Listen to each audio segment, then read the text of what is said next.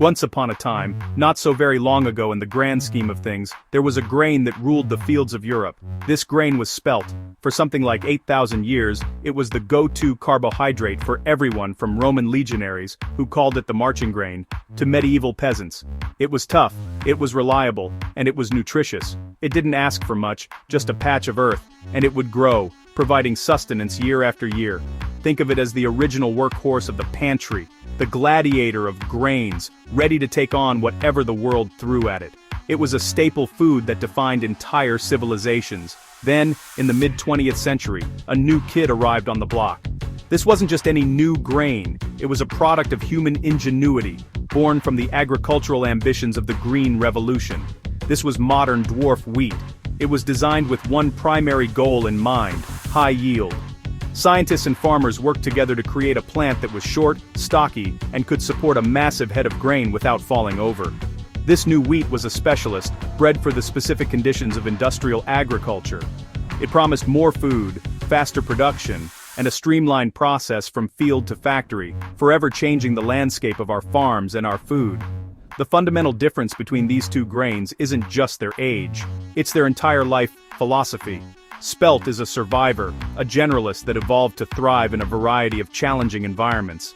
It's a self-sufficient crop that grew for millennia without the need for human intervention in the form of chemical life support. It represents a partnership with nature where the grain's own resilience is its greatest asset. It's a testament to a time when food was valued for its hardiness and its ability to sustain people through thick and thin. A true relic of agricultural history still growing today.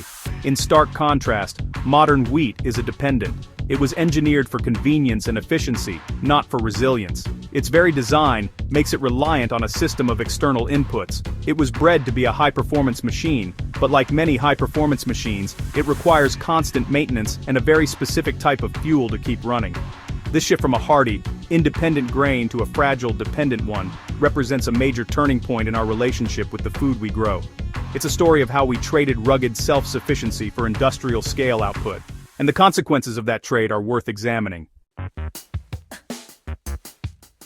Let's talk about protection. Every single grain of spelt comes wrapped in its own personal suit of armor. This is called the hull, a tough, fibrous outer casing that clings tightly to the kernel. This hull is an evolutionary masterpiece. It acts as a formidable barrier, shielding the precious seed inside from marauding insects, pesky fungi, and even excess moisture that could lead to mold. This natural packaging ensures the grain stays safe and sound right up until the moment it's ready to be milled. It's nature's way of guaranteeing the next generation, a perfect little vault protecting the nutrients within. This protective hull does more than just ward off pests. It acts as a seal, locking in the grain's freshness and nutritional content. The vitamins, minerals, and delicate oils within the spelt kernel are protected from oxidation and degradation, meaning they stay intact for much longer. However, this brilliant piece of natural engineering was seen as a major inconvenience by industrial processors. Removing the hull requires an extra step, a bit more time, and specialized equipment. In the world of mass production where speed equals profit, this extra effort made spelt seem inefficient and less desirable than a grain that was easier to process. This is where the design of modern wheat comes in. It was intentionally bred to be free threshing, which is a fancy way of saying its hull was genetically eliminated. The kernel is essentially born naked, exposed to the elements from the moment it ripens on the stalk. This made harvesting and milling incredibly fast and cheap, a huge win for industrial-scale agriculture. No extra dehulling step meant quicker turnaround times and lower costs. It was a triumph of mechanical efficiency, allowing for the rapid processing of monumental quantities of grain to feed a growing global demand. But this convenience came at a significant cost. Without its natural armor, the naked wheat kernel is left completely vulnerable. It's an open invitation for pests, a welcoming host for fungi, and susceptible to damage from the elements. To compensate for this inherent fragility, modern wheat farming became heavily reliant on chemical interventions. It's one of the most chemically doused crops on the planet, requiring a cocktail of insecticides to kill bugs, fungicides to fight mold, and herbicides to control weeds. It became an invalid, kept alive only by a constant drip of chemical life support. Now, let's get into the sticky subject of gluten. First, a crucial point, Spelt is not gluten-free. It is a species of wheat, after all. However, the story of gluten is far more nuanced than a simple yes or no. Many people who experience discomfort, bloating, or general digestive malaise after eating modern wheat products report that they can tolerate spelt without the same issues. This isn't just a coincidence. It has to do with the fundamental structure of the gluten itself, which has been dramatically altered through decades of selective breeding in its modern counterpart. The gluten in modern wheat has been meticulously engineered for one primary purpose: to create big, fluffy, and highly uniform loaves of bread and do it quickly. Bakers needed a dough with extreme elasticity and strength to withstand the rigors of industrial mixers and produce that classic airy texture. The result of this breeding is a gluten that is incredibly tough and tightly bound. Some have described it as a kind of biological superglue. While this is great for creating a perfect sandwich loaf, this dense, rubbery protein network can be incredibly challenging for our digestive systems to break down effectively. Spelt, on the other hand, possesses an older, more primitive gluten structure. Its gluten is more fragile and, most importantly, more water-soluble. When you mix spelt flour with water, it forms a softer, more delicate dough. From a digestive standpoint, this solubility is key.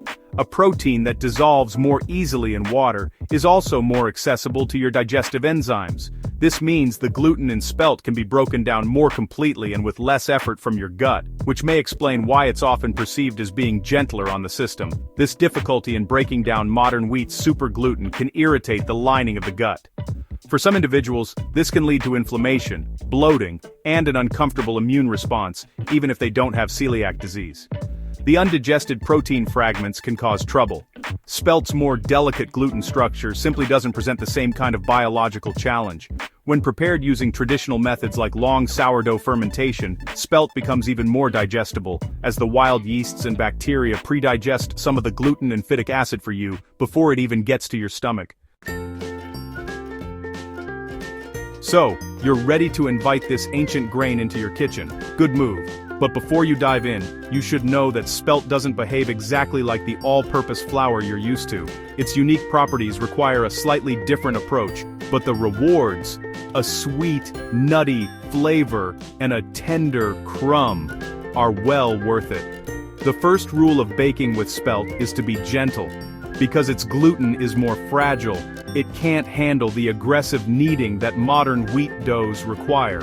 Over-mixing will break down the gluten structure, resulting in a crumbly, dense final product. Think short bursts of mixing followed by long rests.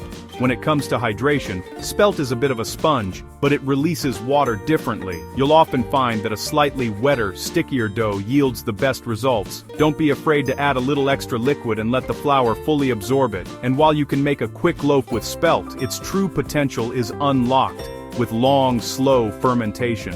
Making a spelt sourdough is the ideal way to go. The extended fermentation time not only develops a wonderfully complex flavor, but also dramatically improves its digestibility, making the nutrients more available to your body. This is the way our ancestors would have prepared it, and they were onto something. But spelt's talents extend far beyond the bread box. The whole spelt berries, once whole, can be cooked just like rice or barley. They have a delightful chew and a nutty taste that makes them a fantastic base for grain salads, a hearty addition to soups and stews, or a simple side dish.